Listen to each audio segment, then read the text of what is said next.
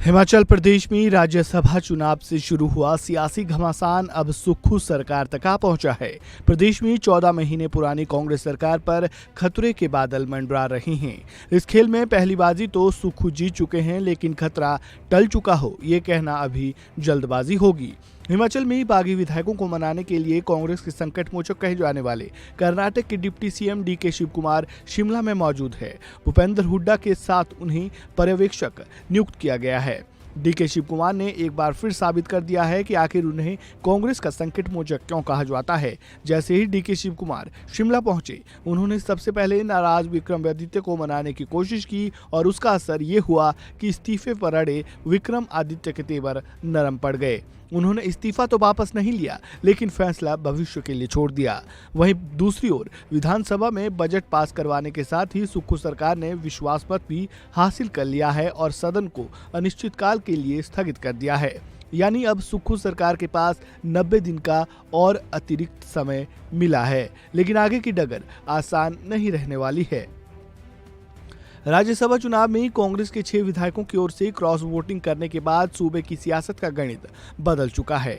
68 सीटों वाली विधानसभा में बहुमत का जादुई आंकड़ा 35 है और 6 विधायकों के बागी और 3 निर्दलियों के कांग्रेस के खिलाफ हो जाने के बाद अब कांग्रेस के पास 34 विधायक बचे हैं और इन 6 बागी विधायकों को मनाना भी आसान नहीं होने वाला है, वो भी तब जब कुछ ये साफ तौर पर कह रहे हों कि वो बीजेपी के साथ हैं।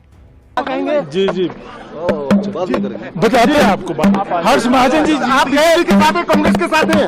बीजेपी के साथ है, कांग्रेस के साथ हैं? बीजेपी। अब अगर ये 6 विधायक अयोग्य घोषित हो जाते हैं तो नंबर गेम फिर बदल जाएगा। राज्य में स्पीकर कांग्रेस का है, ऐसे में व्हिप के उल्लंघन मामले में इन विधायकों के खिलाफ कार्यवाही जल्द नतीजे पर पहुंच सकती है। ऐसी स्थिति में 6 विधायकों के अयोग्य घोषित हो जाने के बाद 68 सदस्यों वाली विधानसभा की स्ट्रेंथ 62 पर आ जाएगी और ऐसे में बहुमत का आंकड़ा भी 32 पर आ जाएगा। विक्रमादित्य को हटा दें तब भी कांग्रेस के पास 33 विधायकों का समर्थन फिलहाल है। यानी सुक्खू सरकार 6 सीटों पर होने वाले उपचुनाव के नतीजों तक सुरक्षित हो जाएगी। वहीं प्रदेश में जारी इस सियासी संग्राम पर प्रदेशाध्यक्ष प्रतिभा सिंह ने क्या कुछ कहा, जाते जाते वो भी सुन लीजिए। पॉलिटिकल सिनेरियो हिमाचल प्रदेश में हुआ है, क्या स्थिति एज ए कांग्रेस चीफ आप किस तरह से देखती हैं? For Vikramaditya Singh it was emotional moment, entire state के लिए एक इमोशनल मोमेंट था जिस तरह से इन्होंने रेजिग्नेशन ऑफर किया था इन द मॉर्निंग। देखिए, आप सब जानते हैं कि कुछ बातें जब से सरकार बनी है ठीक नहीं चल रही थी, तो हमने ये बार बार अपने हाईकमान के पास भी और ये बात उनके ध्यानार्थ भी लाई और हम चाहते थे कि वो बैठकर रेजोल्यूशन इसका निकालते, उनको भी बुलाते, हमें भी बुलाते और इस बात का सोल्यूशन निकालकर आज हम इस स्थिति पे ना पहुंचते।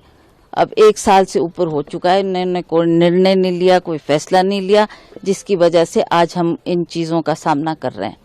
जहां तक विक्रमादित्य की रेजिग्नेशन की बात है, उसने पार्टी से नहीं इस्तीफा दिया है, उसने कैबिनेट से इस्तीफा दिया है और उसने अभी भी प्रेस को यही कहा है कि I have resigned, though chief minister has not accepted it, that is for the people who have come as observers, that is for them to see कि अब इस पे क्या करना है। ऑब्जर्वर से सामने आपने क्या अपना रिप्रेजेंट? वो that is internal matter, we can't disclose it to the press. In days to come आप क्या देख रहे हैं? बीजेपी क्लेम कर रही है वो सरकार बनाएंगी, कांग्रेस की सरकार गिर गई है। देखते हैं, let's see what happens. Thank you.